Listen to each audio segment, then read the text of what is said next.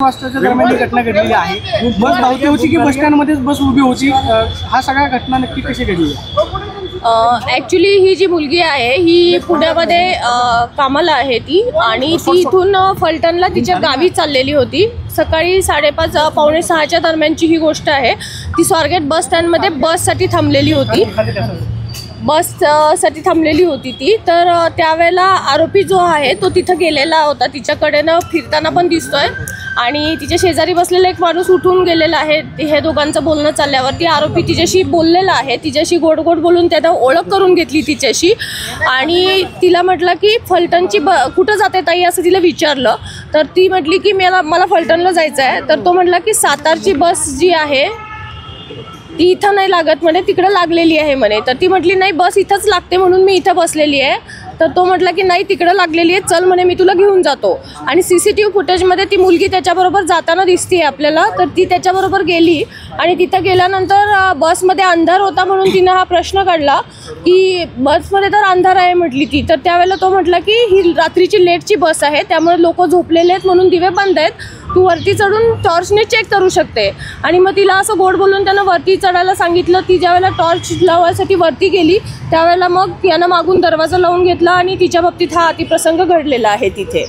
त्याच्यानंतर तो आरोपी उतरून गेला, ही मुलगी बसमधनं उतरली, आणि आपल्या बसने म्हणजे कुठंही तिथं दुसऱ्या बसचा एक ड्रायव्हर तिथं दिसत आहे वगैरे, पण ती उतरून दुसऱ्या बसने आपल्या गावी चाललेली होती। आणि जात असताना मग तिनं मित्राशी बोलली, आणि मित्रांना सांगितल्यानंतर ती पोलीस स्टेशनला इथं कंप्लेंट देण्यासाठी आली। काल ती इथं पोलीस स्टेशनला आल्यानंतर तिनं कंप्लेंट दिल्यानंतर आम्ही इमिजिएट CCTV फुटेज काढलेले आहेत तिथले। त्या CCTV फुटेजमध्ये आरोपी आम्हाला निष्पन्न झालेला आहे।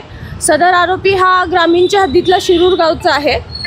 याच्यावरती पूर्वी 392 सारखे शिरूर शिक्रापूरला गुन्हे दाखल आहेत, आणि आरोपीची हे झालेलं आहे, निष्पन्न झालेलं आहे ह्याच्यातला। ह्या आरोपीला शोधायला कालपासून जवळपास आमच्या 8 टीम काम करत आहेत, क्राईमच्या टीम आहेत, झोनच्या टीम आहेत, आणि जवळपासच्या भागामध्ये सगळीकडे त्याचा शोध घेतला जात आहे। डॉग स्क्वॉड पण रात्री नेलेला होता, तिथल्या शेतांमध्ये वगैरे कुठं लपून बसला असेल तर त्या दृष्टीने आमचा सर्च सगळा कालपासूनच चालू आहे। या संदर्भात बस ज्या सांगोला डेपोची त्याचे चालक वाहक कुठे होते, बस लॉक केलेली नव्हती का? आगार प्रमुखांशी तुमचं काही बोलणं झालंय का? ज्यांच्या प्रॉपर्टीत ही घटना घडली आहे त्या लोकांना STच्या कुणालाच काही माहिती नाही असं काही घडलंय त्यांच्याकडे? नाही, असं माहीत नसायचा प्रश्न नाही आहे तिथं, परंतु आमच्याकडे कंप्लेंट आल्यानंतर आम्ही त्याच्यावरती कारवाई चालू केलेली आहे। तिथं रात्री सुरक्षा रक्षक नसतात का? पॉईंट आहे आपला पोलिसांचा, त्या CCTVचा आउटपुट आपल्या स्वारगेट पोलीस ठाण्यामध्ये बरोबर मध्ये बस पार्क केलेली ती स्वारगेट ST स्टँडच्या। अशा बसमध्ये रेप होतो, बलात्कार होतो एका 26 वर्षाच्या मुलीवरती, आणि त्या आजूबाजूला कुणालाच कळत नाही। तुम्हाला वाटत नाही का की सिस्टीममधले काही लॅप्सेस ज्याचे हे परिणाम आहेत, नेमका दोष कोणाचा आहे, चूक कोणाची आहे? ST आगारात बस लावून ती लॉक न करणाऱ्या चालक वाहकाची ती बस लॉक होऊ शकत नाही म्हणून ST प्रशासनाची, की तिथं CCTVज आहेत त्याचं मॉनिटरिंग नीट झालं नाही म्हणून पोलिसांची? नाही, पोलिसांचं ॲक्च्युली पेट्रोलिंग चालू असतं, पण प्रत्येक बसला जाऊन पोलीस चेक करू शकत नाही बसमध्ये काय होतं आहे। आणि ही बस आतमध्ये होती, त्यामुळे सिक्युरिटीचा प्रश्न तिथल्याही येतो, डेपोमध्ये सिक्युरिटीचं काय आहे त्याच्याबद्दल।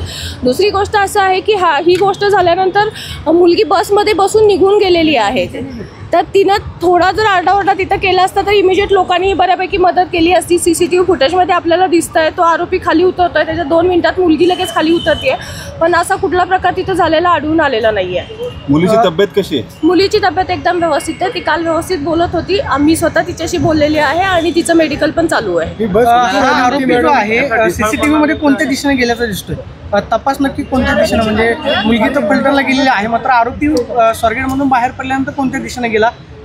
पथकं जी आहेत कुठल्या भागामध्ये तपास करतात? आता पथकं जी आहेत ते मी डिटेल तुम्हाला देऊ शकत नाही, कारण ह्याच्यामध्ये असं आहे की आरोपी जर जागा झाला, ऑलरेडी आम्ही त्याला कालपासून शोधतो, तो आमच्या ताब्यात आलेला नाहीये, त्यामुळे तपासाचं जे पूर्ण डिटेल्स मी आपल्याला आता इथे देऊ शकणार नाही। स्वारगेटच्या आगार प्रमुखांशी काही बोलणं झालंय का तुमचं? माझं पर्सनली अजून त्यांच्याशी काही बोलणं झालेलं नाहीये। पहिला आम्हाला आरोपी निष्पन्न करणं, त्या मुलीची काळजी घेणं, ह्या आमच्या प्रायोरिटीच्या गोष्टी आहेत। त्या झाल्यानंतर आज आता आम्ही त्याच्यामध्ये माहिती घेऊ त्यांच्याकडूनही, त्यांच्याशी बोलणं करून घेऊ। कधी आणि त्याच बसमध्ये हा आरोपी प्रवासी कशी आतमध्ये गेला? नाही, त्याच्याबद्दल मी डिटेल घेतलेले नाही आहेत बसच्या बाबतीतले. त्या फक्त बस आम्ही सिक्युअर करून ठेवलेली आहे, कारण आम्हाला मेन म्हणजे पहिला आरोपी तो ताब्यात घेणं हे आमच्यासाठी फार महत्त्वाचं आहे. आणि दुसरी गोष्ट म्हणजे मुलीची मेडिकल करून घेणं आणि तिचं मानसिक स्वास्थ्य, त्याचबरोबर टीम लावून सगळीकडचं तपासवरती कॉन्सन्ट्रेट करणं हे महत्त्वाचं आहे. त्याच्यामध्ये आता हे पॉईंट तपासादरम्यान आम्ही घेऊ. सगळ्यात महत्त्वाचं म्हणजे की आतमध्ये स्वारगेटची 5:30ची जर घटना असेल म्हणजे 4 नंतर स्वारगेट आगारातली वर्दळ जी आहे वाढायला सुरुवात होते. मग अशा सगळ्या गर्दीच्या ठिकाणी अशी घटना होणं हे नक्की मग कुणाचं अपयश आहे?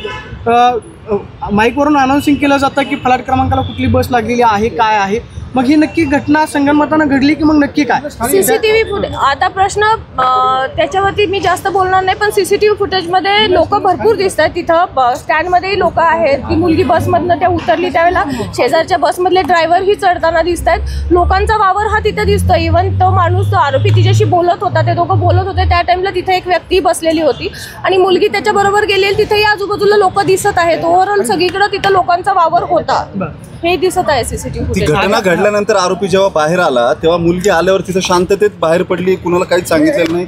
आरोपी निघून जाताना दिसतोय शांततेत. एक्झॅक्टली. सीसीटीव्ही फुटेजमध्ये आरोपी खाली उतरला की लगेच 2 मिनिटात मुलगी हे झालेली आहे, खाली उतरलेली आहे आणि नंतर ती निघूनही गेलेली आहे. बसमध्ये बसून ती गेलेली होती. निंब्या रस्त्यात गेल्यानंतर तिने तिच्या मित्राला फोन केला आणि त्याच्यानंतर मग ती परत त्यांना सांगितलं की नाही तू ह्याच्यात कंप्लेंट कर. त्यानंतर मुलगी जवळपास 9च्या दरम्यान पोलीस स्टेशनला आलेली आहे ह्या सगळ्या गोष्टीची माहिती द्यायला. शॉक मध्ये होती का हे सगळं झाल्यामुळं? तिला काय करावं हे सुचलं नाही कदाचित किंवा- आपण तसं म्हणू शकतो. त्याच्यामध्ये तिला सुचलं नसेल आणि त्यामुळे ती उशिरा आली असेल, परंतु ती आल्यानंतर आपण इमिजिएट तपासाची चक्र सगळी फिरवलेली आहे.